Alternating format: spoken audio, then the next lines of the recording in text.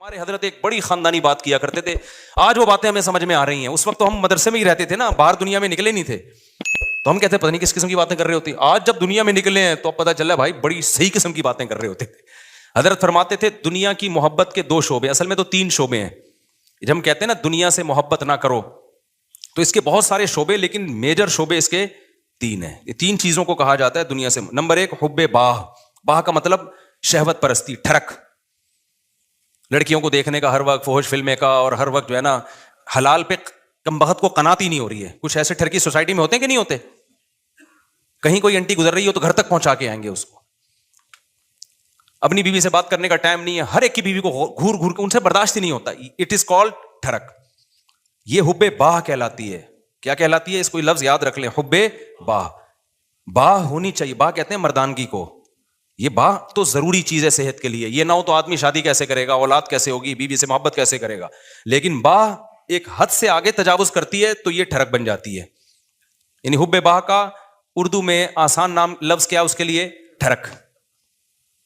نہیں یہ بات سمجھ میں؟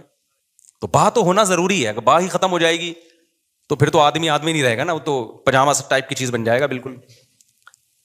لیکن حب باہ کہتے ہیں ٹھڑک کو. ایک ہوتی ہے ٹھڑک حد سے بڑی ہوئی, کہیں بھی کوئی لڑکی نظر آ رہی ہے تو ٹھڑک کے علاوہ کسی اور نیت سے دیکھتا ہی نہیں ہے اس کو.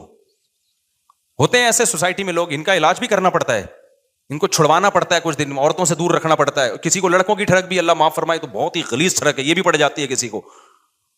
تو اتنی ہو کنٹرول میں, شہوت کنٹرولڈ ہونی چاہیے. آپ کو حلال اور حرام کا فرق ہونا چاہیے. تو جس کے اندر یہ ٹھڑک ہے تو اس کو بھی تصوف کی اصطلاح میں کہا جاتا ہے یہ دنیا کی محبت کا مریض ہے.